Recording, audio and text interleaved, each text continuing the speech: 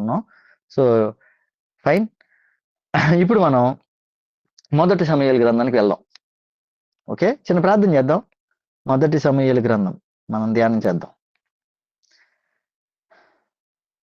పరిశుద్ధమైన దేవా, మా ప్రభువా, మళ్ళీ మమ్మల్ని ఇంకొక వారంలోకి, ఇంకొక నూతన నెలలోకి మీరు నడిపించారు దేవా. 2026 5వ నెలలోకి మేము వచ్చాం ప్రభువా. చాలా త్వరగా గడిచిపోతుంది ప్రభా కాలం.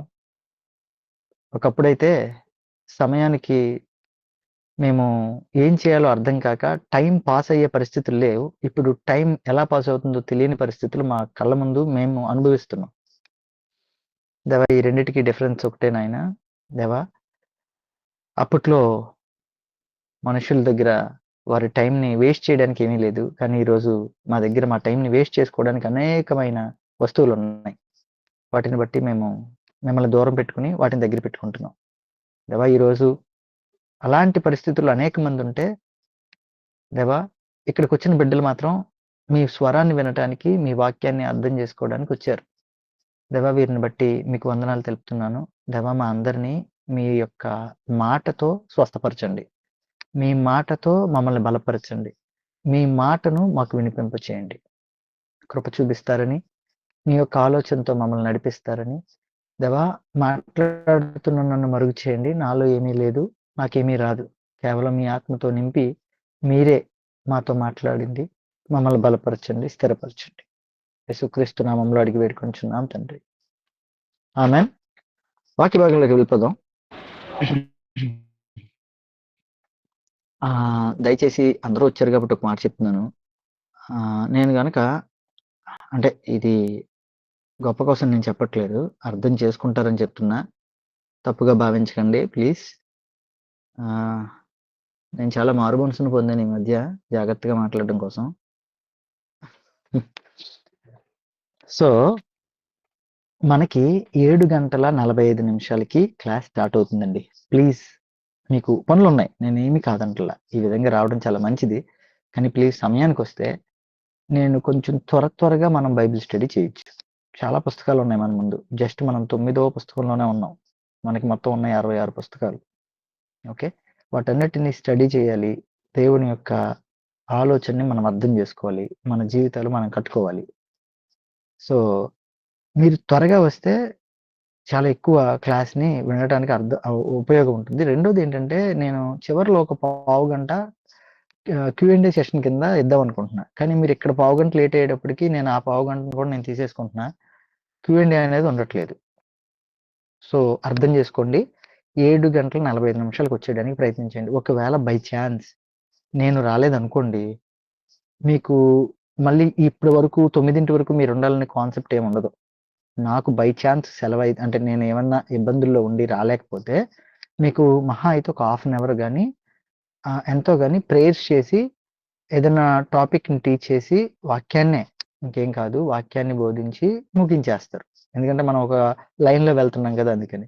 జస్ట్ 2 వీక్స్ బ్యాక్ నుంచి నేను హ్యూమన్ ఆంథ్రపాలజీ అనే సబ్జెక్ట్ని ఒక పెద్ద కాంగ్రిగేషన్కి టీచ్ చేస్తున్నాను. నాకు చాలా ఆశ్చర్యం అనిపించిన విషయం చెప్పేసి నేను వాక్యంలోకి వెళ్ళిపోతాను. అదేంటంటే, దాదాపుగా దానిలో 50+ యాడ్ అవుతున్నారు. అయితే ఆ 50+ కూడా దాదాపుగా 15 మంది టీచర్లు ఉన్నారు. Teachers, government teachers, private teachers. వాళ్ళు మాట్లాడుతుంటే నాకు అర్థమైన తర్వాత నేను మాట్లాడాను. ఇంకొక 6 పాస్టర్స్ ఉన్నారు, 6. అలాగా ఇంకొంతమంది యూత్ లీడర్స్. అట్లా భలే ఆశ్చర్యంగా అనిపించింది. ఒక కాంగ్రిగేషన్ సంబంధించి ఎంతమంది ఎలా ఉన్నారని అడిగితే అప్పుడు వాళ్ళు చెప్తున్నారు అనమాట, లేదన్నా ఇది చాలా ఇది 2-3 బ్రాంచెస్ ఉన్నాయి, అక్కడ ఉన్న పాస్టర్లు అందరూ కూడా యాడ్ అవుతున్నారు, వాళ్ళందరితో కలిపే ఇది జరుగుతుంది అని. నాకు చాలా ఆశ్చర్యం అనిపించింది. టైం ఏంటో చెప్పిన, నైట్ 9:30 దగ్గర నుంచి 10:30 వరకు. 9:30 టైంకి నేను ఒకవేళ లాగిన్ అయితే 9:31కే 50 మెంబర్స్ వచ్చేస్తున్నారు. 9:31కే నాకు వాళ్ళని చూసి భయం వేసింది, సీరియస్గా చెప్తున్నా, భయం వేసింది. ఆ నెక్స్ట్ డే నుంచి 9:29కి నేను యాడ్ అవుతున్నా. ఎందుకంటే ఇప్పుడు వాళ్ళు అంత కరెక్ట్ టైంకి వచ్చినప్పుడు నేను ముందు రాలేదనుకోండి, ఇంత చెప్పి నేను వేస్ట్గా అవుతా. అందుకని 9:29కి నేను యాడ్ అయ్యాను. కరెక్ట్గా 10:30కి వదిలేసాం. సో 10:30 కల్లా క్లోజ్. ఇక మళ్ళీ దానిలో ఒక 1 మినిట్ కూడా ఎక్స్ట్రా తీసుకోవడం ఉండదు. కరెక్ట్‌గా 14 రోజులు జరిగింది. 14 రోజుల్లో ఏ ఒక్కరు కూడా యాడ్ అవ్వడం మానల. వాళ్ళ దగ్గర నుంచి నేను ఫీడ్‌బ్యాక్ తీసుకున్నాను తర్వాత. వాళ్ళే చెప్పారు. నేను కూడా చెప్పేసాను ఆ విషయాన్ని. ఒక్కొక్క రోజు మాకు కన్‌ఫ్యూజ్ అయ్యామండి. కానీ ఒక్కొక్క రోజు క్లారిటీ వచ్చింది. అన్ని రోజులు ఒకలాగా మనకి ఉండాలని లేదు. ఉండదు కూడా. ఓకే. సో, గమనించి మీరందరూ సమయానికి రావాల్సిందిగా ప్లీజ్ అర్థం చేసుకోండి. అపార్థం మాత్రం చేసుకోవద్దు. చేసుకుంటే నేనేం చేయలేను. ఇంకెంతకన్నా నేనేం చెప్పను. మొదటి సమూయేలు గ్రంథం మనం చూస్తే, ఈ మొదటి సమూయేలు గ్రంథాన్ని చూసే ముందు మీకొక వివరణ నేనివ్వాలి. అదేంటంటే హిబ్రూ బైబిల్‌ని తనాక్ అని పిలుస్తారు. హిబ్రూ పాత నిబంధన మొత్తాన్ని. అంటే గమనించండి. హిబ్రూ బైబిల్ అంటే దానిలో కొత్త నిబంధన ఉండదు. పాత నిబంధన మాత్రమే ఉంటుంది. హిబ్రూ బైబిల్‌ని తనాక్ అని పిలుస్తారు. 24 పుస్తకాలు ఉంటాయి దానిలో.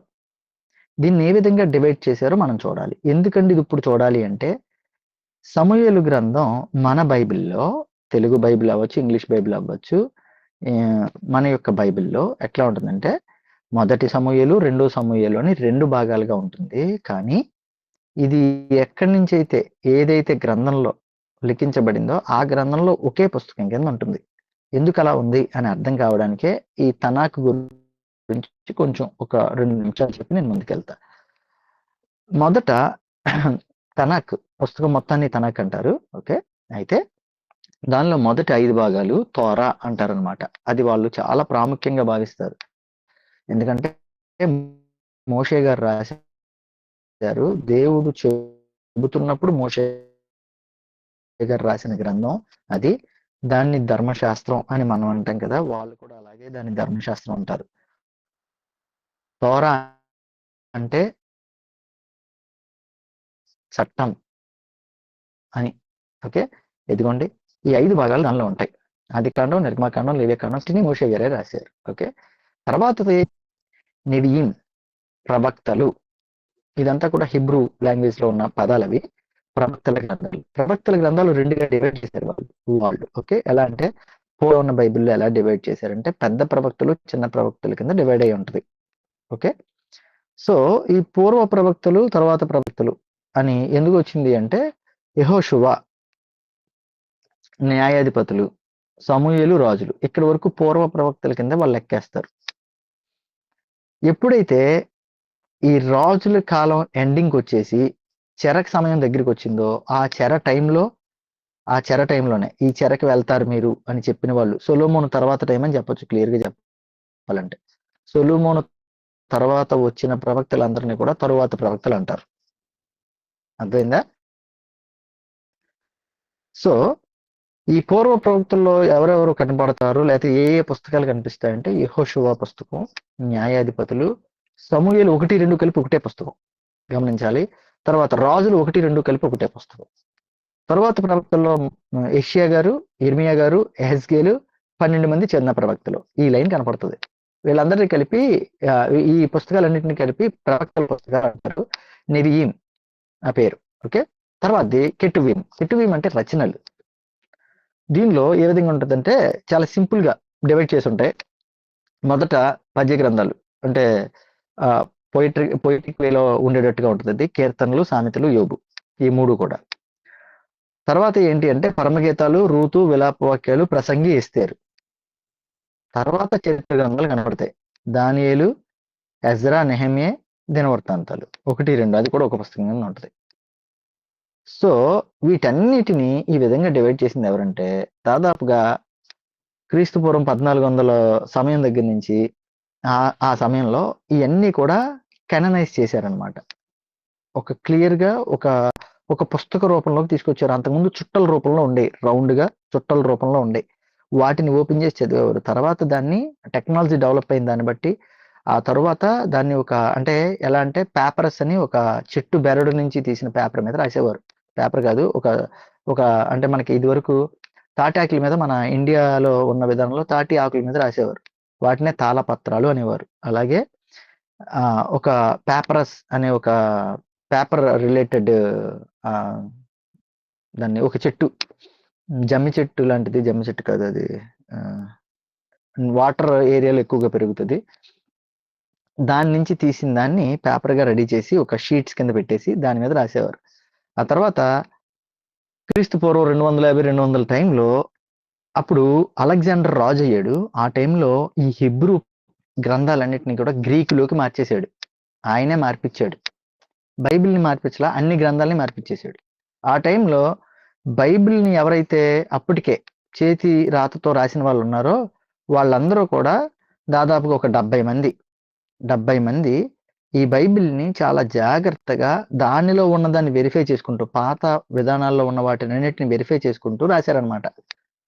అందుకనే దాన్ని ఏమనేవారంటే సెప్టూజెంట్ అనేవారు. సెప్టూజెంట్ తర్జుమా. సెప్టూజెంట్ అంటే 70 మంది రాసింది అని. తర్వాత క్రీస్తు శకం 90లో దీన్ని అంతటిని డివైడ్ చేసి 39 పుస్తకాల కింద మనకి పాత నిబంధన గ్రంథం ఉంది. ఇదంతా చెప్పగా మీరు అర్థం చేసుకోవాల్సింది ఏంటంటే సమూయేలు గ్రంథం ఒకప్పుడు ఒకటే గ్రంథంగా ఉండేది. మనకి అందుబాటులో వెసులుబాటులో ఉండడం కోసం, డివైడింగ్ ఈజీగా ఉండడం కోసం ఈ విధంగా డివైడ్ చేశారు తప్ప ఏ విధమైన టెక్స్ట్ని ఎవరు కూడా మార్చలేదు. దీన్ని ఏమంటారు అంటే మూల ప్రతులు ఉంటాయి, మనుస్క్రిప్ట్స్. అవన్నీ కూడా వీటికి సంబంధించిన మనుస్క్రిప్ట్స్ అన్నీ కూడా బైబిల్కి ఉన్నన్ని మనుస్క్రిప్ట్స్ ఇంకెవరికి లేవు. మ్యానుస్క్రిప్ట్స్ ఇంక ఏ పుస్తకానికి లేవు. అంత గొప్ప గ్రంథం మన చేతిలో ఉంది. ఓకే, ఇప్పుడు మనం మొదటి సమూయేలు గ్రంథాన్ని ఒకసారి అలా చూసేసి వద్దాం. దీన్ని టైం లైన్ అంటాం. ఈ పైన బ్లూ అంటే ఒక లైన్ కింద మీకు చూపిస్తున్నాను చూడండి, అప్పుడు చూడండి. దీన్ని టైం లైన్ అంటాం. ఏదైనా పుస్తకం ఓవరాల్గా అర్థం కావాలంటే ఈ టైం లైన్ అంటే ఇవి రేర్, మన వాళ్ళ పుస్తకాలు ఎక్కడ కనిపించో, ఇంగ్లీష్ బుక్స్లో ఎక్కువ కనిపిస్తాయి. ఈ టైం లైన్ అనేది చాలా ఇంపార్టెంట్, చాలా బాగుంటుంది కూడా. ఇది ఇయర్స్తో సహా ఉంటాయి. మ్యాక్సిమం ఉన్న చాలా స్కాలర్స్ రాసే బుక్స్లో అయితే ఇయర్స్తో సహా ఉంటాయి. సో దీనిలో కూడా ఇయర్స్తో సహా ఉన్నాయి. దీనిలో కాదు, నెక్స్ట్ దానిలో నేను చూపిస్తాను. అసలు ఏం జరిగింది అనేది చూస్తే న్యాయాధిపతుల యుగంలో హన్నా అనే ఆవిడ ప్రార్థన చేసింది. ఆ ప్రార్థనని దేవుడు సమూయేలు అనే ఆయనకి జీవాన్ని ఇచ్చారు, లేకపోతే సమూయేలు అనే ఆయన్ని ఆవిడికి బిడ్డ కింద ఇచ్చారు. అప్పుడు న్యాయాధిపతిగా, ప్రవక్తగా, యాజకుడిగా సమూయేలు ఎదిగిన తర్వాత న్యాయాధిపతిగా, ప్రవక్తగా, యాజకుడిగా ఆయన ఉన్నారు. ఆయన న్యాయాధిపతిగా ఉన్నారు, ప్రవక్తగా ఉన్నారు, యాజకుడిగా ఉన్నారు. అయితే ఇజ్రాయేలీలు మాత్రం వచ్చి, మాకు నువ్వు నీ కొడుకులు ఎవరో వద్దు, మాకు చుట్టూ ఉన్న దేశంలో రాజులు ఉన్నారు, అలా మాకు రాజు కావాలి అని అడిగారు. అప్పుడు వెంటనే దేవుడితో మాట్లాడి సమూయేలు గారు రాజునిచ్చారు.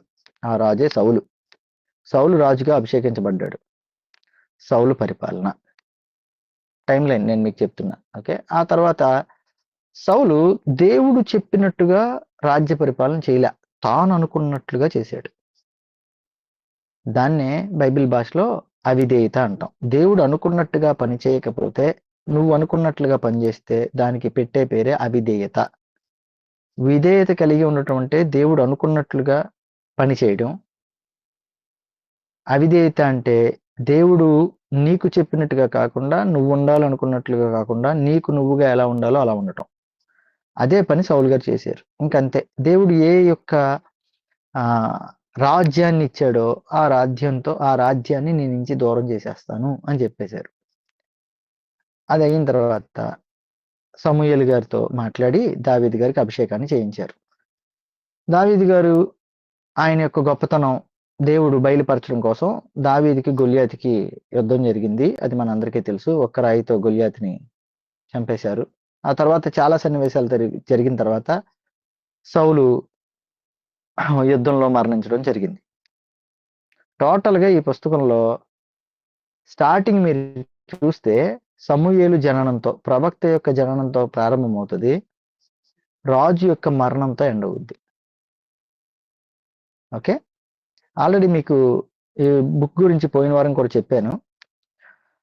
మొదటి సమూయేలు రచయిత ఎవరు అనేది మనం చూద్దాం. ఎందుకంటే ఒక రచయిత కాదు, 2-3 ఉన్నారు. ఎందుకు 2-3 ఉండాల్సి వచ్చింది, లేకపోతే 2-3 ఉన్నారని మనం ఎలా చెప్పగలం అంటే 25వ అధ్యాయాన్ని మీరు చూస్తే అక్కడికే, మొదటి సమూయేలు 25వ అధ్యాయంలో అక్కడికే సమూయేలు గారు మరణించినట్టుగా మనం చూస్తాం.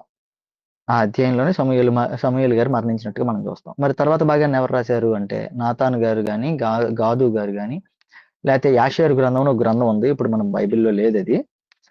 లేతే దావీదు గారు తన యొక్క దినచర్యని రోజు రాయటం దానిలో గాని, వాటిల్లో నుంచి అన్నిటిలో నుంచి సేకరించి దీన్ని ఆ టైంలో రెడీ చేశారని నమ్ముతారు. ఇందులో ఎవరెవరిని వ్యక్తుల్ని చూస్తాం అనేది కూడా మనం చూసాం. ఏలీ గారు, హన్నా, సమూయేలు, సౌలు, యోనాతాను, దావీదు. ఓకే. ఇప్పుడు మనం ఒక స్టోరీ రూపంలో దీన్ని చూద్దాం. అసలు ఏం జరిగింది అనేది మీకు చెప్పడానికి నేను ప్రయత్నం చేస్తాను. సో ఆల్రెడీ మీరు చూస్తే మొదటి సమూయేలు, రెండవ సమూయేలు 2గా ఉంది కదా. ఇది ఎన్ని సంవత్సరాల చరిత్ర అనేది మనం చూస్తే గనక దాదాపుగా 150 సంవత్సరాల చరిత్ర ఇది. 150 సంవత్సరాల చరిత్ర. ఓకే. ఆ టైంలో ఉన్న చారిత్రక సందర్భం మీకు అర్థమైతే ఈ పుస్తకం చాలా బాగా అర్థం అవుతుంది మీకు ఇంకా బాగా. ఎప్పుడు కూడా మీరు ఏ గ్రంథాన్నైనా చదవండి, ఎవరు రాశారు, ఏ టైంలో రాశారో మీకు అర్థమైతే, ఆ చుట్టూ ఉన్న పరిస్థితులు మీకు అర్థమైతే, ఆ పుస్తకాన్ని మీరు అంటే ఆ ప్లేస్‌లో ఉండి చదవచ్చు. ఆ ప్లేస్‌లో అంటే ఆ కాలంలో ఉండి మీరు చదవచ్చు. అప్పుడు మీకింకా దేవుడి యొక్క స్వరాన్ని చాలా క్లియర్‌గా వినగలరు మీరు. ఆ టైంలో వాళ్ళకెలా అప్లై అయింది, ఈ టైంలో మనకెలాగా దీన్ని అప్లై చేసుకోవచ్చు అనేది. సో, ఈ మొదటి సమూయేలు రాసేటప్పటికి, ఈ మొదటి సమూయేలు గ్రంథంలో ఉన్న సంఘటనలు జరిగేటప్పటికి, ఆ చుట్టూ ఉన్న ఇజ్రాయేలు ప్రాంతంలో ఉన్న పరిస్థితులేంటి? దేవుని ప్రజల దగ్గరున్న పరిస్థితులేంటి?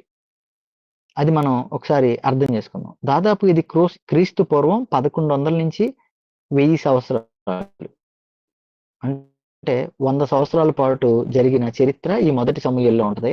50 సంవత్సరాలు పాటు జరిగిన చరిత్ర అంతా కూడా రెండవ సమూయేలు గ్రంథంలో ఉంటది. అంటే ఇప్పటికి 3000 సంవత్సరాల వెనక్కి మనం వెళ్తున్నాం. ఇప్పటి నుంచి ఈ రోజు మీరున్నారు కదా! ఇక్కడి నుంచి 3000 సంవత్సరాల వెనకాల ఉన్న చరిత్రని ఈరోజు మనం చూస్తున్నాం. గమనించాలి. ఆ టైంలో ఉన్న నాయకులు, వాళ్ళ పరిస్థితులు, ఆ టైంలో ఉన్న ప్రకృతిక ఆహ్, ఇబ్బందులు, చుట్టూ దేశాల విధానాలు, భౌగోళిక స్థితి అర్థం జేసుకోవాలి. అలా అర్థం జేసుకుంటే గనక మీకు వాక్యం బాగా అర్థమవుతది. గుర్తుంటుంది. దానివల్ల మన జీవితంలో చాలా ఉపయోగం ఉంటది. ఓకే. ఆహ్, అంటే మనం మామూలుగా అర్థం జేసుకుంటే, చూస్తే. ఎందుకు ఈరోజు తమిళనాడులో విజయ్ యొక్క పార్టీ టీవీకే పార్టీ ఎందుకు గెలిసింది? అనేది ఒకవేళ మీరు స్టడీ చేయాలంటే, ఆ బ్యాక్‌గ్రౌండ్ అంతా స్టడీ చేయాలి. ఇదే పని ఇక్కడున్న ఆంధ్రప్రదేశ్‌లో ఉన్న ఒక సినిమా స్టార్స్ ఒక ఇద్దరు, ముగ్గురు చేస్తే పనవల. ఇద్దరు. కానీ అక్కడ అతి తక్కువ టైంలో అది పనయింది. అది. రీజన్ ఏంటి అంటే, వాళ్ళు తమిళ్ నేటివిటీ అంటే తమిళ్ ప్రాంతానికి సంబంధించిన వాళ్ళు వారిని అంతగా నమ్ముతారు. వారిని అంతగా ఇష్టపడతారు. అది ఒక ప్రధాన కారణం. రెండోది వీళ్ళు తీసుకున్న నిర్ణయాలు కూడా ఒక కారణం. నేనెందుకు ఈ ఎగ్జాంపుల్ చెప్పానంటే, అక్కడ జనాన్ని నువ్వు అర్థం చేసుకుంటేనే తప్ప వాళ్ళు ఎందుకు ఆ పరిస్థితి వచ్చిందో మీకు అర్థమవుద్ది. ఓకే. ఇప్పుడు మనం అక్కడున్న పరిస్థితులేంటి అనేది మనం చూస్తే చారిత్రక సందర్భం 3000 సంవత్సరాల క్రితం మొదటి సమూయేలు సమయంలో జరిగిన సంఘటనలేంటి అనేది మనం చూస్తే చాలా గందరగోళ పరిస్థితుల్లో ఇశ్రాయేలీయులందరూ ఉన్నారండి. చాలా గందరగోళ పరిస్థితుల్లో ఉన్నారు. కారణం ఏంటంటే, అప్పటికే సరైన న్యాయాధిపతి వ్యవస్థ అక్కడ న్యాయాధిపతులు పరిపాలిస్తున్నా వాళ్ళు సరిగ్గా పరిపాలించట్లేదు. ఒక్కొక్కరొస్తున్నారు. ఒక్కొక్క ప్రాంతానికి సంబంధించి వస్తున్నారు. పరిపాలన జేస్తున్నారు. ఆ పరిపాలన 20 సంవత్సరాలో, 30 సంవత్సరాలో కొంతమందైతే 2 సంవత్సరాలు, కొంతమందైతే 7 సంవత్సరాలు ఇలా ఉంటుంది. మళ్ళీ ఆ న్యాయాధిపతి ఎళ్ళిపోతున్నాడు. ఓ రకంగా చెప్పాలి అంటే ఒక సరైన ప్రభుత్వ విధానం లేదక్కడ. గందరగోళ పరిస్థితులన్నీ ఉన్నాయి. పైగా రూతు గ్రంథాన్ని మనం చదివాం. ఎందుకు రూతు గ్రంథంలో ఉన్న ఆ వ్యక్తులు ఎవరైతే ఉన్నారో ఆళ్ళు బెత్లెహేము ప్రాంతాన్ని ఎందుకు వదిలి వెళ్ళిపోయారు అనేది మనం చూస్తే గనక క్లియర్ కట్‌గా అక్కడ కనబడుద్ది. అదే ఎలీమెలెక్ ఫ్యామిలీ ఉన్నారు కదా! వాళ్ళు ఎందుకు వెళ్ళిపోయారు అనేది మనం చూస్తే కనిపెట్టేదేంటంటే కరువు. సో, అప్పటికే ఆ ప్రాంతంలో కరువుంది. పోనీ దేవుని యొక్క విధానంలో మంచిగా ఉన్నారా అంటే దైవిక విధానం లేదు. ఎందుకంటే న్యాయాధిపతులు చివరి అధ్యాయాలు చూసినా, ఆ ముందున్న విధానం మనం చూసినా చాలామంది దేవుని ప్రజలు, పైగా లేవీయులు, పైగా యాజకులు, న్యాయాధిపతులుగా ఉన్నవాళ్ళు కూడా పాపంలో పడిపోయి, దేవుడి యొక్క ఆరాధనా విధానాన్ని మార్చేసిన విధానాలు కనబడతాయి. సైన్యం ఉందా అంటే, కొంత సైన్యం ఉంది. కానీ వాళ్ళ చేతుల్లో కత్తులు లేవు, ఆయుధాలు లేవు. ఇంకో 12 మంది గోత్రాలకి యెహోషువ గారు 12 ప్రాంతాలను ఇచ్చేసారు. దేవుడు ఏం చెప్పాడు, యెహోషువ గారు ఏం చెప్పారు, మోషే గారు ఏం చెప్పారంటే, మీరందరూ యూనిటీగా ఉండి, మీరందరూ కలిసికట్టుగా ఉండి, ఈ ప్రాంతాన్ని, దేవుడు మీకు ఇచ్చిన ఈ వాగ్దాన దేశాన్ని, అందులో పండే పంటని మీరు తీసుకుని మీరు ఆనందపడండి. మీరు ఈ దేశాన్ని లేదా ఈ ప్రాంతం అంతటిని మీరే పరిపాలించుకోండి. ఇక్కడున్న వాళ్ళతో కలవద్దు, ఇక్కడున్న వాళ్ళని తరిమేయండి. ఇది క్లియర్ గా చెప్పింది. కానీ వాళ్ళు వాళ్ళే కొట్టుకుంటున్నారు. 12 గ్రూప్స్, కానీ వాళ్ళే గ్రూప్ లేని, యూనిటీ లేదు. సారీ, నేను ఇప్పుడు చెబుతుందంతా కూడా 3000 సంవత్సరాల క్రితం ఉన్న ఇజ్రాయేలీల యొక్క పరిస్థితి. ఇదే పరిస్థితులు ఇప్పుడు మన సంఘంలో కనిపిస్తున్నాయా అని మీకు డౌట్ వస్తే నిజంగానే కనిపిస్తున్నాయి. అది ఎందుకు అనేది మనం ఆలోచిద్దాం. వాళ్ళు దేవుడు ఎన్నుకున్న ప్రజలే, మనం కూడా దేవుడు ఎన్నుకున్న ప్రజలే. అక్కడ గందరగోళ పరిస్థితులు ఉన్నాయి, ఇక్కడ కూడా ఇప్పుడు సంఘంలో గందరగోళ పరిస్థితులు ఉన్నాయి. అక్కడ దైవిక విధానంలో మార్పులు ఉన్నాయి, ఇక్కడ కూడా దైవిక విధానంలో మార్పులు వచ్చినాయి. అక్కడ ఆరాధన విధానం ఎవరికి నచ్చినట్టుగా వాళ్ళు, ఇక్కడ కూడా ఇప్పుడు ఆరాధన విధానం ఎవరికి నచ్చినట్టుగా వాళ్ళు. అక్కడ దేవుడి కోసం, దేవుడి వాక్యం కోసం, లేకపోతే దేవుడి యొక్క ప్రాంతాన్ని ఎవరు ఆక్యుపై చేయకుండా ఉండడం కోసం సైన్యం ఉందా అంటే లేదు. ఇప్పుడు సంఘంలో దేవుడి వాక్యం కోసం నిలబడే వాళ్ళు ఉన్నారా అంటే లేదు. మరి ఎవరున్నారంటే గ్రూప్స్ ఉన్నాయి. అప్పట్లో అక్కడ, ఇప్పట్లో ఇక్కడ కూడా గ్రూప్స్ ఉన్నాయి. ఐక్యత ఉందా అంటే అప్పట్లో అక్కడ లేదు, ఇప్పట్లో ఇక్కడ కూడా లేదు. ఎవరికి నచ్చింది అదే భక్తి, అదే న్యాయం, అదే దైవం, అదే మంచి. అది అప్పుడున్న పరిస్థితి.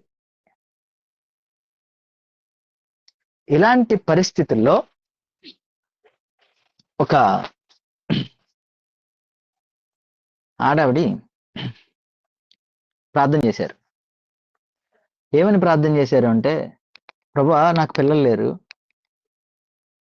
నా భర్తకేమో 2 భార్యలు, ఇంకొక భార్యకి పిల్లలు ఉన్నారు, నాకు పిల్లలు లేరు. వాళ్ళతో చెప్పుకున్నాను, వాళ్ళు నా మాట వినలేదు, నన్ను ఓదార్చిన వాళ్ళు ఎవరు లేరు. ప్రభువా నీ దగ్గరే చెప్పుకోవడానికి వచ్చాను, నీ దగ్గరే చెప్పుకుంటున్నా. నువ్వు నాకు బిడ్డనిస్తే, నువ్వు నాకు ఇచ్చిన బహుమానాన్ని తిరిగి నీ పని నిమిత్తమే నేను నీకు ఇచ్చేస్తాను అని చెప్పి ప్రార్థన చేసింది ఆవిడ. అప్పుడు సమూయేలు గారు పుట్టారు. సమూయేలు గారు పుట్టిన వెంటనే ఆ పుట్టిన విధానాన్ని బట్టి చూసి ఏదైతే ఆవిడ అనుకుందో, నాజీరు చేయబడిన విధానంలో ఆయన్ని పెంచి 3 సంవత్సరాల వయసులో తీసుకెళ్లి ఏలీ గారి దగ్గర వదిలేసింది. ప్రత్యక్ష గుడారంలో ప్రధాన యాజకుడిగా ఉన్న ఏలీ గారి దగ్గర వదిలేసింది 3 సంవత్సరాల వయసులో. సంవత్సరానికి ఒకసారి లేదా 2 సార్లు వెళ్ళి చూడటం రావటం అంతే.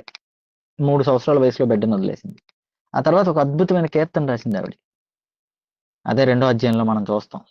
అద్భుతమైన కీర్తన. ఒక రకంగా ఆ కీర్తనని మనం స్టడీ చేస్తే మనకు అనిపించేది ఏంటంటే ఆవిడ ప్రవక్త అనిపిస్తుంది, ప్రవక్తినియా అని. ఎందుకంటే జరగబోయే వాటిని అన్నిటినీ ఆ కీర్తనలో పెట్టి ఆవిడ రాయగలిగింది. ఓకే, దేవుడు ఆత్మనిచ్చి నడిపించారు.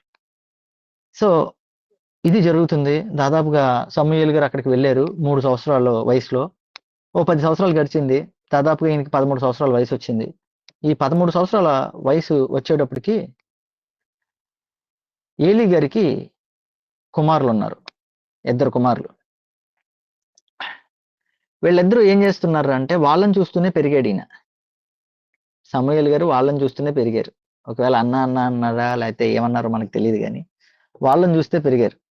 వాళ్ళ పరిస్థితి ఏంట్రా అంటే, బలికి తీసుకొచ్చిన, దేవుని యొక్క మందిరంలో బలి ఇవ్వడానికి తీసుకొచ్చిన ఏదైతే పొట్టేలు, ఏదైతే పశువులు ఉంటాయో వాటి యొక్క కొవ్వు భాగాన్ని వాళ్ళు తినేసి, వాళ్ళు దాచుకుని దేవుని యొక్క సన్నిధిలో సేవ చేయడానికి వచ్చిన ఆడవారు ఉంటారు కదా, వారితో తప్పుగా ప్రవర్తించి దేవుడి సన్నిధిలో దేవుడికి వ్యతిరేకంగా మారిపోయారు, దేవుడి యొక్క కార్యాలకు వ్యతిరేకంగా మారిపోయారు. ఇదంతా గమనించి దేవుడు ఒక ప్రవక్తని ఏలీ దగ్గరికి పంపించారు. ఏలీ నీ కుమారులు తప్పు చేస్తున్నారు, జాగ్రత్త అని. ఏలీ గారు వెంటనే వాళ్ళ కొడుకులను పిలిచి ఇది తప్పు కదా అని అడిగారు. చెప్పారు, అడగలేదు, చెప్పారు. వాళ్ళు మారలా.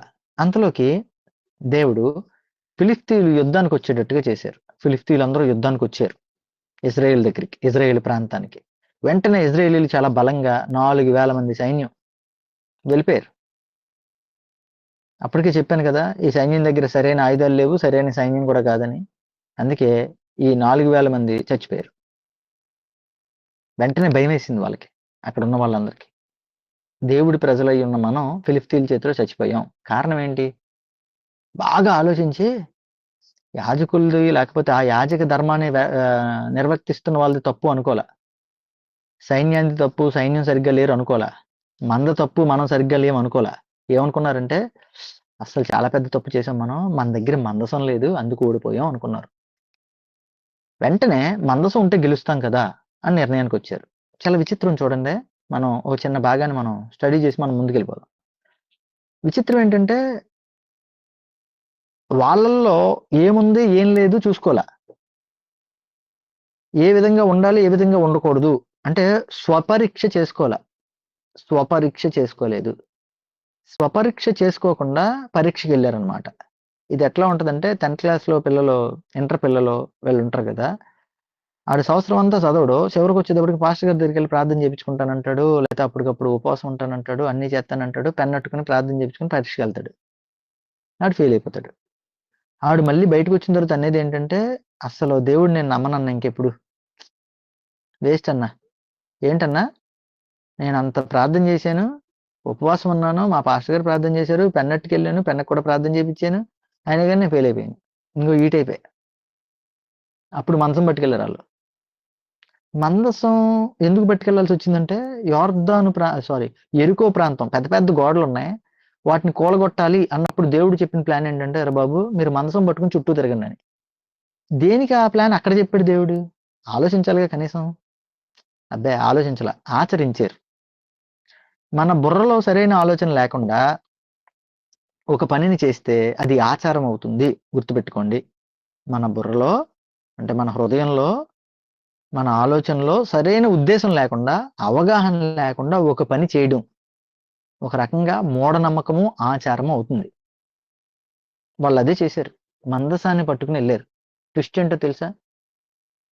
మందసం ఫిలిస్తీన్లు పట్టుకెళ్ళిపోయారు. ఎవరి దగ్గర ఉండాల్సిన మందసం? అసలు ఏంటి ఆ మందసం? చూస్తాం. ఆ భాగానికి వచ్చినప్పుడు అది చూస్తాం. అందుకని ఇప్పుడు షార్ట్ కట్‌లో స్టోరీలో చెప్పేస్తున్నా. మందసం పోయింది. ఇంకంతే. ఏడవడం ప్రారంభించారు. ఏలీ కుమారులిద్దరూ చచ్చిపోయారు. ఏలీ కుమారులిద్దరూ చచ్చిపోవడం కాదు, 30,000 మంది చచ్చిపోయారు. మందసం పట్టుకెళ్ళక ముందు 4,000 మంది, మందసం పట్టుకెళ్ళిన తర్వాత గెలుపొస్తదనుకుంటే గెలుపు రాలా. పైగా 30,000 మంది చచ్చిపోయారు. ఏలీ కుమారులిద్దరూ చచ్చిపోయారు. వెంటనే ఒకడు పరిగెట్టుకుంటా వచ్చి ఏలీ గారికి, "ఏలీ గారు మీ కొడుకులు చచ్చిపోయారండి" అన్నారు. ఏలీ గారు పెద్దగా బాధపడలా. నిజంగానే బాధపడలా. మందసం వెళ్ళిపోయిందండి. అనగానే ఆయన ఒక రకంగా ఫిట్స్ వచ్చినట్టుగానో, లేకపోతే ఒక షివరింగ్ వచ్చినట్టుగానో అయిపోయి, తను ఒక కుర్చీ మీద లేకపోతే ఒక పీట మీద కూర్చున్నారో, ఆ పీట మీద నుంచి వెనక్కి పడి ఆయన చచ్చిపోయాడు. ఫిలిష్తీయులు మందసాన్ని పట్టుకెళ్లారు కదా! వాళ్ళు పట్టుకెళ్ళి ఇదిగో ఈ మందసం ఉండడం వల్ల ఆళ్ళు గెలుస్తున్నారు అని చెప్పి, ఆ మందసాన్ని తీసుకెళ్ళి చాలా జాగ్రత్తగా దాగోను గుడిలో పెట్టారు. దాగోను అనేది ఫిలిష్తీయులు నమ్మే దేవత. ఆ గుడిలో పెడితే సాయంత్రం పూట ఆ గుడిలో పెట్టారు అనుకుంటా. ఆ గుడిలో పెట్టి గుడి తలుపులు మూసేసి పొద్దున్నే వచ్చి చూసారు. మందసం చాలా శుభ్రంగా అక్కడే ఉంది. కానీ దాగోను గుడి యొక్క లోపలున్న దాగోను దేవత పెద్ద విగ్రహం. ఆ విగ్రహానికి సంబంధించిన డీటెయిల్స్ కూడా మనం చూస్తాం. అంత పెద్ద విగ్రహం దాగోను అంత పెద్ద విగ్రహం గుడి యొక్క దేవుడి యొక్క విగ్రహం మందసం ముందు ముక్కలైపోయి పడుంది. దాంతో వాళ్ళకి భయమేసింది. వాళ్ళు ఎందుకు పట్టుకెళ్ళిపోయారంటే మందసంలో ఇంకేం లేదు. వీళ్ళు మందసాన్ని పట్టుకొని గెలుస్తున్నారు గానీ మందసంలో ఏం లేదు. సర్లే తీసుకెళ్ళి మన దగ్గర పెట్టుకుందాం. ఎందుకంటే అది బంగారంతో తయారైంది అని చెప్పి పట్టుకెళ్లారు. అక్కడికి వెళ్ళిన తర్వాత వాళ్ళ దేవుడు కూడా దాని ముందు నిలబడలేకపోయేటప్పటికి భయపడ్డారు. వెంటనే 2, 3 ప్రాంతాలు మార్చారు. ఆ 2, 3 ప్రాంతాల్లో కూడా అక్కడున్న వాళ్ళందరికీ చాలా రకాల రోగాలు, చాలా రకాల ఇబ్బందులు కలిగినాయి. వెంటనే భయమేసి ఈ తప్పుకి పరిష్కారం చేసుకోవాలని వాళ్ళకి తెలిసిన విధానంలో బంగారపు ఆకారాలు తయారు చేసి, బంగారంతో ఆకారాలు తయారు చేసి, ఈ మందసానికి తోడుగా అంటే మందసానికి పరిష్కారంగా మందసం తీసుకొచ్చాం మేము, పాపం చేశాం. మీ దేవుడికి ఇది అర్పించి మీ దేవుడిని శాంతిపరచండి అని చెప్పి వాటన్నిటిని ఇచ్చి ఒక ఎద్దుల బండి మీద ఎక్కించి ఆ మందసాన్ని ఫిలిష్తీయుల దగ్గరికి పంపించారు. వీళ్ళేం చేశారంటే బెత్షెమెష్ అనే ప్రాంతానికి మందసం వచ్చింది. ఆ మందసాన్ని ఓపెన్ చేసి చూసిన ఇజ్రాయేలీలు 50,000 మంది చచ్చిపోయారు. వెంటనే భయమేసింది. కిర్యతారీములో ఉన్న ఒక ప్రాంతంలో ఆ మందసాన్ని ఉంచారు. ఇంతలోకి సమూయేలు అప్పటికే పెద్దవాడయ్యాడు. అప్పటికే న్యాయాధిపతిగా ఉన్నాడు. ఆ సమూయేలు ఆ తరువాత ఫిలిష్తీయుల మీద దేవుని యొక్క ప్రణాళికలో యుద్ధాన్ని చేసినప్పుడు ఇజ్రాయేలీలు గెలిచారు. ఇదంతా గమనించిన ఇజ్రాయేలీలు సమూయేలు ఉన్నారు కదా అనుకున్నారు. కానీ కొన్ని సంవత్సరాలు అయ్యేటప్పటికి సమూయేలుకి కూడా ఇద్దరు బిడ్డలు ఉన్నారు. వాళ్ళిద్దరు కూడా సమూయేలు కింద యాజకులుగా ఉన్నారు. కానీ ఆశ్చర్యం ఏంటంటే ఆ సమూయేలు గారి యొక్క ఇద్దరు పిల్లలు కూడా తప్పుగా దేవుని సేవన చేశారు. వాళ్ళని బట్టి ప్రజలు విరక్తి పుట్టి, మాకు ఈ న్యాయాధిపతి వ్యవస్థ వద్దు, నీ పరిపాలన వద్దు, మీ కొడుకుల పరిపాలన వద్దు, మాకు సొంతంగా ఒక రాజు కావాలి అని చెప్పి సమూయేలు గారి దగ్గరికి వెళ్ళి రాజుని అడిగారు. వెంటనే దేవుడు కలగజేసుకుని, వాళ్ళు నిన్ను తిరస్కరించట్లేదు, నన్ను తిరస్కరిస్తున్నారు, వాళ్ళకి ఏం కావాలో అది వాళ్ళకి ఇచ్చేసేయి అన్నాడు. అప్పుడు ఆ ప్రాంతం అంతట్లో అతి ఎత్తైన వ్యక్తి సౌలు. వాళ్ళ మనసులు ఎరిగిన దేవుడు ఆ సౌలుని ఎన్నుకున్నాడు. సమూయేలు గారితో చెప్పాడు, సౌలు అనే అతను నీ దగ్గరికి వస్తాడు, తన గాడిదలు పోయినాయి, తన యొక్క తండ్రి యొక్క గాడిదలు పోయినాయి, నీ దగ్గరికి వస్తాడు. నీ దగ్గరికి వచ్చిన తర్వాత తనను కూర్చోబెట్టి మాట్లాడి తనను అభిషేకించు, రాజు కింద తనని ఏర్పరచు అని. అది జరిగిన వెంటనే ఆ రెండో రోజే గాడిదలు పోయినాయి అని చెప్పి వాళ్ళ నాన్నగారు చెప్పగానే సౌలు ఆ గాడిదలను వెతుకుతూ వెళ్తాడు. అవి దొరకవో. అప్పుడు అక్కడ ఉన్న వ్యక్తుల్లో ఒక వ్యక్తి చెప్తాడు, ఇక్కడ సౌలు అనే ఒక దీర్ఘదర్శి ఉన్నాడు, ఆయనకైతే తెలుస్తుంది అనగానే సమూయేలు దగ్గరికి వెళ్తాడు సౌలు. సమూయేలు గారి దగ్గరికి వెళ్ళగానే సమూయేలు గారు చూసి, నీ గాడిదలు ఎక్కడ ఉన్నాయని నేను చెప్తాను, దానికన్నా ప్రాముఖ్యమైన విషయం నీతో చెప్పాలి అని చెప్పి తనని పర్సనల్గా ఒక దగ్గరికి తీసుకెళ్లి అభిషేకిస్తాడు. అభిషేకించిన తర్వాత చాలా మంది జనం తనకి అభిషేకం జరిగిందని తెలిసి తన రాజుగా ఎన్నుకున్నట్లుగా గమనించి, అంటే చీట్ల ద్వారా ఎన్నుకోవడం జరుగుద్ది, అది గమనించి తిన్న అవమానిస్తారు సౌల్ని. వీడు మనల్ని కాపాడుతాడా, వీడు మనకి రాజు అవుతాడా అని. కానీ చాలా మంది తన ఎత్తుని, తన ఇజ్రాయేలీల అందరిలో అత్యధికమైన ఇదిలో ఉన్నాడు, తను మనకి రాజు అని చెప్పి కొంతమంది నమ్ముతారు. ఇది రెండు జరిగిన తర్వాత ఒక టైంలో దేవుని యొక్క ఆత్మ తనని బలపరచగా అమోనీయుల మీద దాడి చేస్తాడు. సరిహద్దు ప్రాంతమైన ఒక ప్రాంతం మీదకి అమోనీయులు అందరూ వచ్చినప్పుడు దాడి చేస్తాడు. దాదాపుగా 3 లక్షల మంది సైన్యంతో దాడి చేస్తాడు సౌలు. అక్కడ ఫస్ట్ గెలుస్తాడు. ఆ తర్వాత తన కుమారుడని యోనాతానుతో ఇంకొక ప్రాంతం మీద దాడి చేస్తాడు, అప్పుడు కూడా గెలుస్తాడు. ఆ తర్వాత దావీదు సహాయంతో గొలియాతుని ఓడించి ఫిలిష్తీయుల మీద గెలుస్తాడు. ఈ 3 విధానాలు జరిగిన తర్వాత, యుద్ధాలు జరిగిన తర్వాత సమూయేలు చెయ్యాల్సిన బలి అర్పణ పనిని సౌలు చేసేస్తాడు. అది మొట్టమొదటి అవిధేయత. రెండోది ఏమవుతుంది అంటే, అమాలేకీల్ని చంపేమని దేవుడు చెప్తాడు. సౌలు అది వాళ్ళని చంపడు. అక్కడితో దేవుడి ఆత్మ తనకి దూరం అయిపోయి దురాత్మ వచ్చి అతని దగ్గర కూర్చుంటది, అతనిలో నివసిస్తుంది. గమనించండి, దేవుని ఆత్మ దూరం అవుతుంది, దురాత్మ వచ్చి తనతో సహవాసం చేస్తుంది. ఎప్పుడైతే అలా జరిగిందో దావీదుని చంపాలి అని తిరుగుతాడు. అలా 10 సంవత్సరాలు తన జీవితంలో దావీదుని చంపడానికి తిరిగాడు. ఆ తర్వాత ఓ ప్రాంతంలో యుద్ధంలో సౌలు, తన యొక్క కొడుకు యోనాతాను ఇద్దరు మరణించేస్తారు. ఇది సమూయేలు గ్రంథం మొత్తం అంతా ఒక చిన్న కథలాగా మనం చూస్తే. ఈరోజు మొదటి అధ్యాయంలోకి వచ్చేద్దాం. ఇంకా సమూయేలు జీవితం ఇవన్నీ ఉన్నాయి, కానీ ఇప్పుడు కాదు, వచ్చే క్లాస్లో మీకు చెప్తాను. ఈరోజు పోర్షన్ నేను కంప్లీట్ చేయాలి. సో మొదటిగా మనం మొదటి అధ్యాయం ఒకసారి ఎవరన్నా తీసి మొదటి వచనాన్ని మీరు చదువుతారా? మొదటి 2 వచనాలు.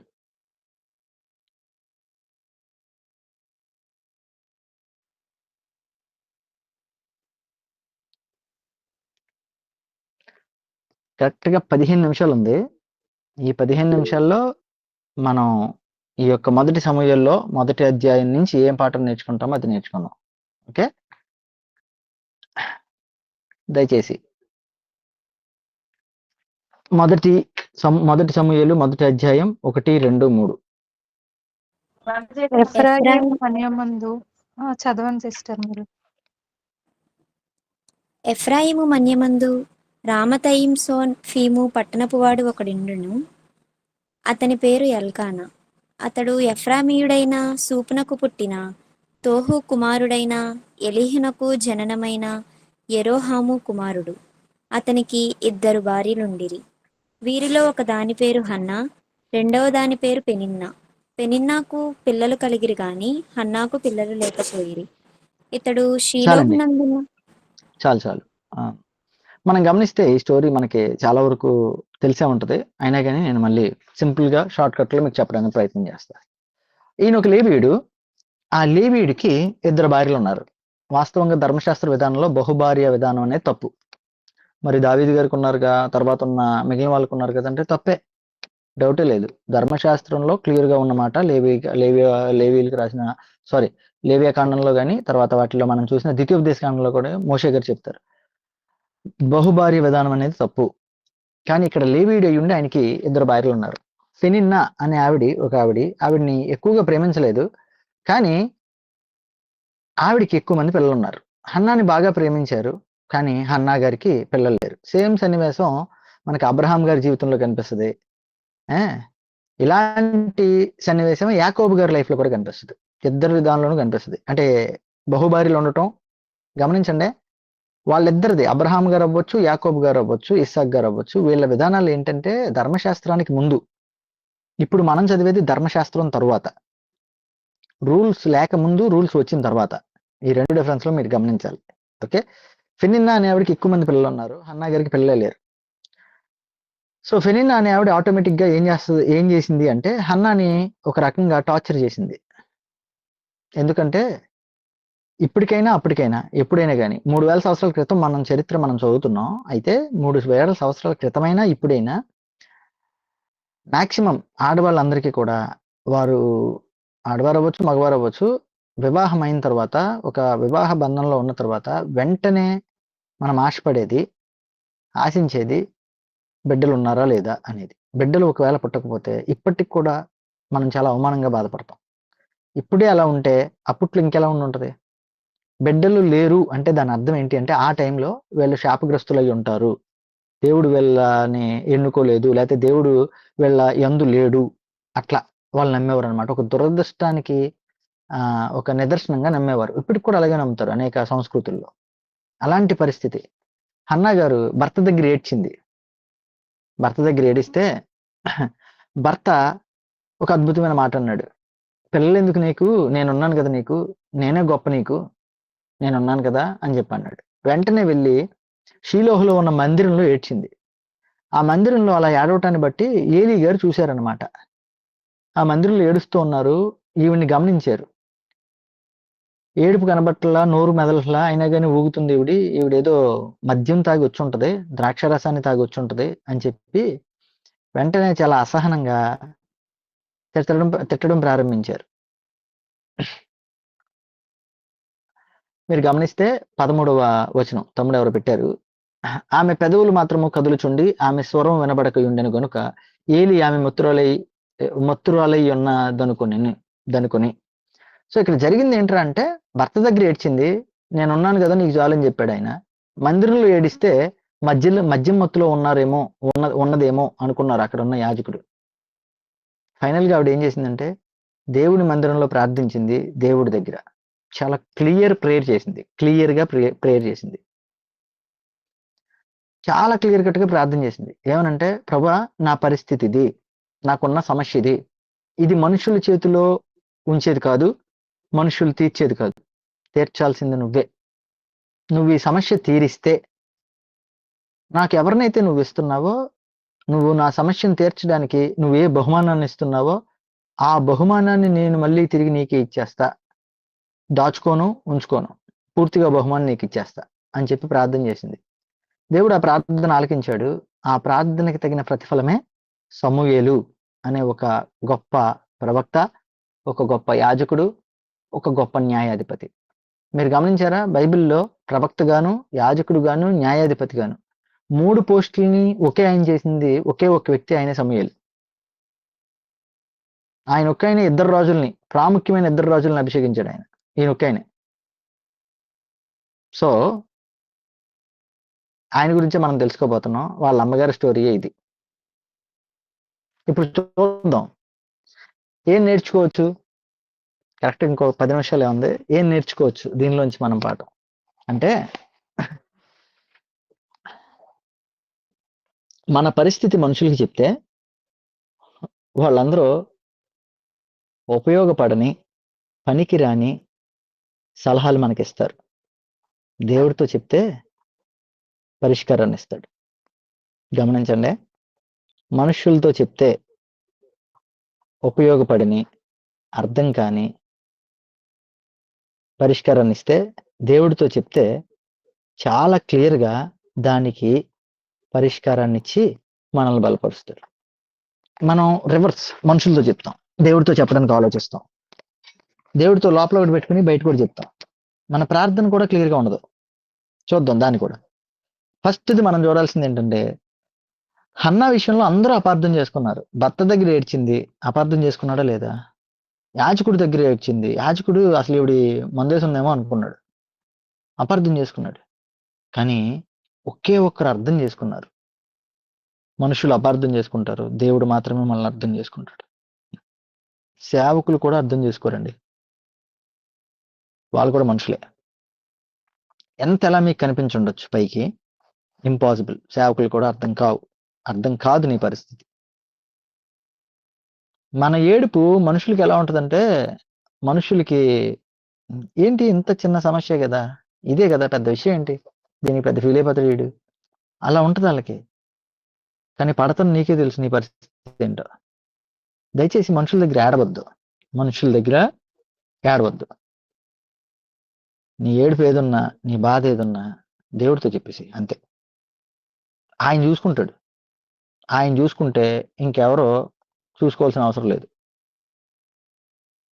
ఇది మొదటిది. రెండోది ఏంటంటే, మీ తప్పు లేకుండా మీ మీద దాడి జరిగితే, మీ తప్పు లేకుండా మీరు దాడికి గురైతే, మీరు గనక దేవుడికి విధేయత చూపిస్తే ఆ దాడిని మీ మీద దీవెనగా మార్చేస్తాడు. ఫెనిన్నా అనే ఆవిడ హన్నా మీద దాడి చేసింది ఒక రకంగా. మాటలతోనో, అవమానకరంగానో మనలో ఉన్న ఆవిడలో ఉన్న లోపాన్ని చెప్పి నువ్వు ఇది అని చెప్పింది, అవమానించింది. నేనిది, నేను గొప్ప, నువ్వు వేస్ట్. అలాగే చెప్పింది. ఈవిడి తప్పు లేకుండా ఈవిడి మీద దాడి వచ్చింది. ఈవిడి తిరిగి దాడి చేయొచ్చు. ఫెనిన్నాని కొట్టొచ్చు, లేకపోతే వాళ్ళ ఆయనతో కొట్టించొచ్చు, ఏదైనా చేయొచ్చు. ఎందుకంటే అబ్రహాం గారు హాగర్ గారి విషయంలో సారా గారు చేసింది అదే. బయటికి పంపించి అర్జెంట్ గారిని అనగానే హాగర్ గారిని బయటికి పంపిస్తారు అబ్రహాం గారు. సేమ్ అదే పని ఈవిడ చేయొచ్చు, కానీ చేయలే.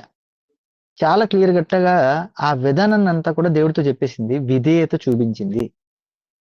నీ మీద ఎవరన్నా తప్పుగా ఏది చెప్తున్నా నీ తప్పు లేకుండా, గమనించే, నీ తప్పు లేకుండా నీ మీద దాడి చేస్తే ఎదురు దాడి చేయొద్దు.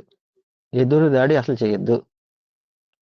దేవుడితో నువ్వు ఏ విషయాన్నైతే ఉందో ఆ విషయాన్ని దేవుడితో చెప్పేసి దేవునికి విధేయత చూపించు. దేవుడికి అవకాశమే. దేవునికి నువ్వు అవకాశం ఇచ్చావు అనుకోండి, ఆటోమేటిక్గా నీ మీద పడిన దాడిని దేవుడు దీవెనగా మారుస్తాడు. నువ్వు అవకాశం ఇవ్వలేదనుకోండి, దేవుడు కూడా నువ్వు ఇచ్చేంత వరకు వెయిట్ చేస్తాడు. మనం కుక్కని పెంచుకుంటున్నాం అనుకుందాం. ఆ కుక్కని రోడ్డు మీదకి తీసుకెళ్ళావు.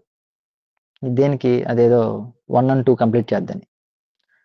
నీ చేతిలో కర్ర ఉంది, కానీ మీ కుక్క మాత్రం వేరే కుక్క మీద అరవడం ప్రారంభించింది. అవి ఒక 4-5 కుక్కలు మీ కుక్క మీదకి వచ్చేసింది అనుకోండి. మీ పెట్ అయిన డాగ్ మీదకి వచ్చింది అనుకోండి.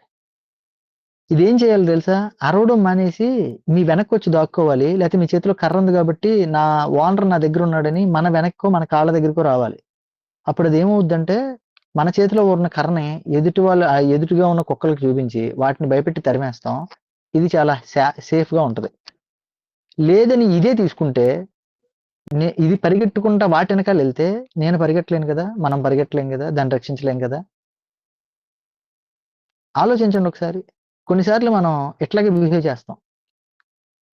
మన మీదకి దాడిగా వచ్చిన వాళ్ళ మీదకో, అవమానకరంగా వచ్చిన వాళ్ళ మీదకో మనం వెళ్ళడానికి ప్రయత్నం చేస్తాం, బొక్కబొర్రలు పడతాం. దేవునికి ఇస్తే దేవుడు చూసుకుంటాడు. ఫైనల్ది ఎలాగా చెప్పాలి దేవుడికి అంటే, నీ ప్రార్థన ఏదైతే ఉందో అది క్లియర్గా ఉండాలండి. Clear prayer. నీకు ఏది అనిపిస్తే అది, నీ హృదయంలో ఏది ఉంటే అది. దానికి పెద్ద పెద్ద పదాలు వాడాల్సిన అవసరం లేదు. పెద్ద పెద్ద అంటే గ్రాంధిక పదాలు, వాక్యంలో ఉన్న ఏమీ అక్కర్లా. నీకు ఏ భాష వచ్చో, ఏ యాస వచ్చో, ఏ విధానం వచ్చో ఆ విధానంలో ప్రార్థన చేసి, ఒక ఫ్రెండ్తో మాట్లాడుతున్నట్టుగా, మీ డాడీతో మాట్లాడుతున్నట్టుగా, మీ మమ్మీతో మాట్లాడుతున్నట్టుగా, ప్రభువా ఈ రోజు ఇలా జరిగింది, నాకు అర్థం కావట్లా, నేనేం చేయాలో, నా మనసులో ఇలా అనిపిస్తుంది, నేను ఇలా డ్రై అయిపోతున్నాను, లేకపోతే నేను ఇలాగా బాధపడుతున్నా, నేను ఇలా బయటికి వెళ్ళలేకపోతున్నా, నాకు భయంగా అనిపిస్తుంది, నా భవిష్యత్తు ఏంటో నాకు అర్థం కావట్లేదు, ఇదిగో మా అమ్మాలకి ఏం సమాధానం చెప్పాలి, నాకు ప్రతిదీ. హన్నా క్లియర్గా ప్రార్థన చేసింది. ఆవిడ అవసరం ఏంటో అది క్లియర్గా ప్రార్థన చేసింది ఆవిడ. గమనించండి, ఏ ప్రార్థన ఆవిడ చేసిందంటే ప్రయత్నం చెయ్యలేని ప్రార్థన చేసింది. ఆవిడ ప్రయత్నం ఏమి ఉండదు ఇంకా దానిలో. మనం కొన్నిసార్లు ఇంట్లో కూర్చుంటాం, ప్రభువా ఉద్యోగం రావాలని అడుగుతాం. ఇంట్లో కూర్చుంటే ఉద్యోగం రాదు.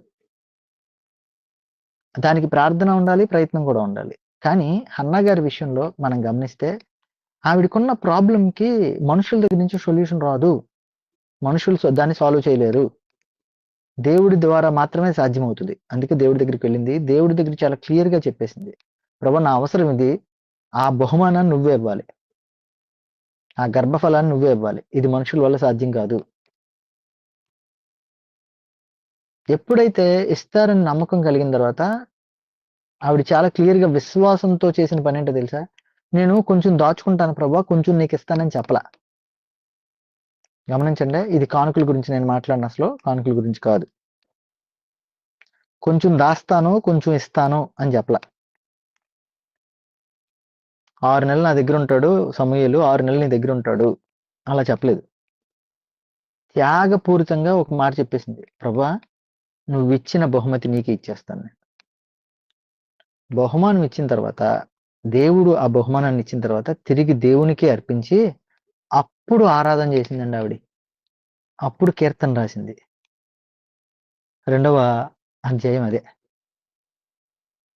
సో గమనించండి, మన నీడ్ ఏంటో మనుషులతో చెప్పొద్దు, మన బాధ ఏంటో మనుషులతో చెప్పొద్దు, నీ ఏడుపు ఏంటో మనుషుల దగ్గర ఏడవద్దు, నీకున్న ప్రతిదీ దేవుని దగ్గరే చెప్పేసి. నీ తప్పు లేకుండా, నీ తప్పిదం లేకుండా అది నీకు జరుగుంటే దానికి దేవుడే పరిష్కారాన్ని ఇస్తాడు. ఒకవేళ నీ తప్పు ఉండున్నట్లయితే పశ్చాత్తాప ప్రార్థన చేసి ఏం చెయ్యాలి ప్రభు అని దేవుడిని అడుగు. మన ప్రాబ్లంని ఆయన చేతిలో పెడితే, వెయిట్ చేస్తే దాన్ని ఆయన మేలుగా మారుస్తాడండి. గమనించండి, మన ప్రాబ్లంని దేవుని చేతిలో పెట్టడం ఒక మెయిన్ పాయింట్ అయితే, రెండోది ఏంటో తెలుసా, వెయిట్ చేయడం అనేది చాలా ప్రాముఖ్యం. ఇప్పుడున్న జనరేషన్లో మనకి, ఇప్పుడున్న టెక్నాలజీలో మనకి వెయిట్ చేయడం చాలా చిరాకు. కానీ దేవుడు ఆ వెయిట్ చేపించే నీకు ఏ రిజల్ట్ అయినా ఇస్తారు తప్ప, వెయిటింగ్ లేకుండా నీకు అది ఎవరు. ఎందుకు వెయిటింగ్ అన్నా అంటే, వెయిటింగ్ లేకపోతే దాని విలువ ఏంటో నీకు తెలియదు. నువ్వు కాలేజ్లో జాయిన్ అవగానే, ఫస్ట్ ఇయర్లోనే అవగానే నీకు తీసుకొచ్చి, వావ్ నువ్వు కంప్లీట్ చేసేసావు, ఈ యొక్క బీటెక్ని కంప్లీట్ చేసేసావు, లేకపోతే ఎంబీబీఎస్ కంప్లీట్ చేసావు, చేతితో సర్టిఫికేట్ పెడతాడు ఎవడైనా? పెట్టడు. నువ్వు అందుకే దాన్ని ఫ్రేమ్ కట్టించి లోపల పెడతావు. ఎందుకంటే అరే 4 సంవత్సరాలు రా, బ్యాక్లాగ్స్ అన్ని కంప్లీట్ చేసి సంపాదించాం మనమని. ఉద్యోగం వచ్చిందా రాదా ఇదంతా పక్కన పెట్టేసేయండి.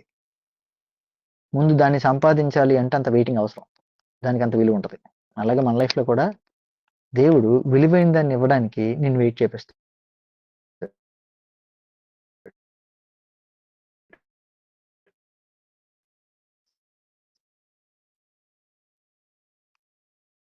ఉపయోగిస్తారు. మీకు అనిపించవచ్చు, నా ఫ్యామిలీలో ఎందుకు ఇన్ని ప్రాబ్లమ్స్ ఉన్నాయి, నా ఫ్యామిలీలో ఎందుకు ఇంత వ్యతిరేకత ఉంది నా మీద, నా ఫ్యామిలీలో నాకు అవమానకరమైన పరిస్థితులు ఎందుకు ఉన్నాయి అని మీకు అనిపించవచ్చు. ఒకవేళ అలాంటి పరిస్థితులు మీకు ఉండొచ్చు, భయపడాల్సిన అవసరం లేదు. రీజన్ ఏంటో తెలుసా, హన్నా అదే పరిస్థితి. ఫెనిన్నా దగ్గర నుంచి చాలా స్ట్రగుల్స్ ఫేస్ చేసింది. కానీ గమనించండి, ఆ ఫ్యామిలీ ప్రాబ్లమ్స్ని తను ఎవరి నిమిత్తంగా దేవుడు వాడాడో తెలుసా? ఆ చుట్టూ ఉన్న ప్రజలందరి నిమిత్తంగా దేవుడు వాడుకున్నాడు. తన ఫ్యామిలీకి, హన్నాకి ప్రాబ్లమ్ సాల్వ్ చేసే వ్యక్తిని ఇవ్వలా. ఆ చుట్టూ ఉన్న వాళ్ళందరికీ ప్రాబ్లమ్ సాల్వ్ చేసే వ్యక్తిని ఇచ్చాడు. హన్నా గౌరవాన్ని నిలబెట్టే వ్యక్తిని ఇవ్వలేదు, దేవుడు గౌరవాన్ని నిలబెట్టే వ్యక్తిని ఇచ్చాడు. హన్నాని మంచిగా చూసుకునే వ్యక్తిని ఇవ్వలా, ఆ ఇజ్రాయేలు ప్రాంతం అంతటిని మంచిగా చూసుకునే వ్యక్తిని ఇచ్చాడు. దేవుడి ప్రణాళిక మీ ఆలోచనకు మించి ఉంటుంది. దేవుడి ఆలోచన నువ్వు అర్థం చేసుకుంటే నీ లైఫ్లో వచ్చే స్ట్రగుల్స్ అవి స్ట్రగుల్స్ కాదు. దేవుని దగ్గర పెట్టేసేయండి, దేవుడి మీద నమ్మకం ఉంచండి. మన ఫ్యామిలీ పరిస్థితుల్ని కూడా దేవుడు ఆయన ఉపయోగించుకుంటే దాని నుంచి నీకు అద్భుతాలు చేస్తాడు, నిన్ను అద్భుతంగా నిలబెడతాడు. దేవుడు అందుకే ఆ స్ట్రగుల్స్ నీ లైఫ్లోకి తీసుకొచ్చారేమో. కంగారు పడద్దు, వెయిట్ చేద్దాం, దేవుడు సహాయం చేస్తారు. హన్నా లైఫ్లోంచి మనం చూడాల్సిన విషయాలు ఇవి ప్రాముఖ్యమైనవి. సో ప్రార్థన చేద్దాం. వచ్చే వారం దయచేసి మీరు అందరూ టైంకి రండి ప్లీజ్. మీరు 7:45కి వచ్చేస్తే నేను 7:45కే స్టార్ట్ చేసేస్తాను, కొంచెం ఎక్కువసేపు. అలాగే ఎండింగ్లో, ఎందుకంటే మీకు ఎదురెళ్ళేటప్పటికి కర్ణపిశాచి గురించి నిజంగా సీరియస్లీ సౌలు ఎందుకు అవిధేయత చూపించాడు, ఆ అవిధేయత వల్ల సౌలు పరిస్థితి ఏమైంది అనే వాటి గురించి, అవిధేయత అంటే ఏంటి, ఇలా చాలా విషయాలు మనకి సమూయేలు గ్రంథంలో నుంచి తెలుస్తాయి. చాలా బాగుంటది. సో అందుకని మీరు అందరూ టైంకి వస్తే చివరి 15 నిమిషాలు Q&A సెషన్ పెట్టుకుందాం. మనందరం కూడా బైబిల్ని అర్థం చేసుకుందాం. దాన్ని బట్టి మన బ్రతుకులు మనకు అర్థం అవుతాయి, మనం సరి చేసుకోవడానికి అవకాశం ఉంటుంది. Okay, thank you. ప్రార్థన చేద్దాం. హన్నా జీవితంలోంచి దేవుడు మనతో మాట్లాడారు. మన ప్రాబ్లంని మనుషుల దగ్గర పెట్టద్దు, దేవుడు చెప్తుంది అదే. మనుషుల దగ్గర ఆడవద్దు, మనుషులకి అన్నిటినీ నువ్వు చెప్పేసి వాళ్ళ దగ్గర నుంచి ఓదార్పును పొందాలి. ఇదేం ఓదార్పు యాత్ర కాదు, అలాంటివి అనుకోవద్దు. ఓకే, దేవుని దగ్గర పెట్టేసేయండి. ఏదైనా క్లియర్గా పెట్టండి, అది కూడా సగం దాచుకుని లోపల ఇంకో కొంచెం పెట్టుకుని అబ్బాయి ఇది కాదు అది కాదు అలా వద్దు. నీకున్న ఆశ ఏంటో అది చెప్పేసే పచ్చిగా, ఉన్నది ఉన్నట్టుగా. ప్రభు నాకు ఇది ఆశ ఉంది, తప్పైతే అంతే, దేవుడు సహాయం చేస్తాడు. మన ప్రాబ్లం ఆయన చేతిలో పెడితే వెయిట్ చేస్తే ఆయన చూసుకుంటాడు. మన మీద దాడి చేసినప్పుడు మనది తప్పు కాకపోతే ఆయన దాన్ని దీవెనగా మారుస్తారు. ఓకే, ఫైనల్ది ఫ్యామిలీలో సమస్యలు మనకి మన ఫ్యామిలీలోనే అనిపిస్తూ ఉండొచ్చేమో, కానీ మన ఫ్యామిలీలో ఉన్న సమస్యలను కూడా ఆయన మన చుట్టూ ఉన్న వారికి పరిష్కారంగా, నీకు అద్భుతమైన పరిష్కారంగా దేవుడు మార్చేస్తాడు. ఆ సమస్యలను కూడా తన పని నిమిత్తం వాడుకుంటాడు ఆయన. ప్రార్థన చేద్దాం. మా దేవా, మా ప్రభువా, హన్నా గారు ప్రార్థన చేశారు నాయన. ఏలీ గారికి తప్పుగా అనిపించింది. హన్నా గారి భర్తకి ఏదో ఓదార్పు మాట చెప్పాలి అని చెప్పాల్సిన పరిస్థితి వచ్చింది. ఫెనిన్నాకి అది నవ్వుగా అనిపించింది. మా ప్రార్థనలు కూడా మా చుట్టూ ఉన్న వాళ్ళకి అలాగే కనిపిస్తున్నాయి. మా భక్తి కూడా చుట్టూ ఉన్న వాళ్ళకి అలాగే కనిపిస్తుంది. మా మూఢత్వం కూడా చుట్టూ ఉన్న వాళ్ళకి అలాగే కనిపిస్తుంది. దేవా, కానీ నువ్వు నమ్మదగిన వాడివి, నువ్వు మమ్మల్ని చూస్తున్న దేవుడు. మా కుటుంబంలో ఎన్నో సమస్యలు ఉన్నాయి ప్రభు. ఆ సమస్యలు ఎందుకున్నాయో మాకు అర్థం కాలేదు ఇన్ని రోజులు, కానీ ఆ సమస్యని మీ పని నిమిత్తం మీరు వాడుకుంటున్నారని ఈరోజు మాకు అర్థమైంది.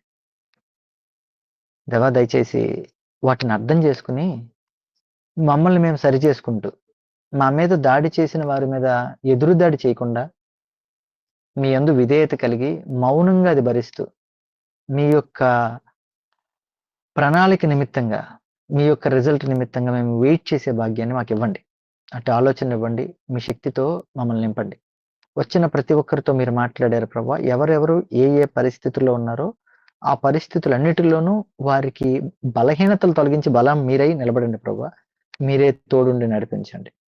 వారి భవిష్యత్ వారికి అర్థం కావట్లేదు, వారికి ఉన్న సమస్య నుంచి వారు ఎలా బయటపడాలో తెలియట్లేదు. హన్నా గారి పరిస్థితే వారికి ఉంది ప్రభా, కానీ మీరు వాటి నుంచి హన్నా గారిని ఎలా అయితే బయటికి నడిపించారో అలాగా మమ్మల్ని కూడా మీరు బయటికి నడిపించి మీ నామానికి మహిమ తెచ్చుకుని మాకు దీవెన్ని ఆశీర్వాదాన్ని ఇస్తారని యేసుక్రీస్తు నామంలో అడిగి వేడుకుంటున్నాం తండ్రి. ఆమేన్. Thank you. అందరికీ వందనాలు.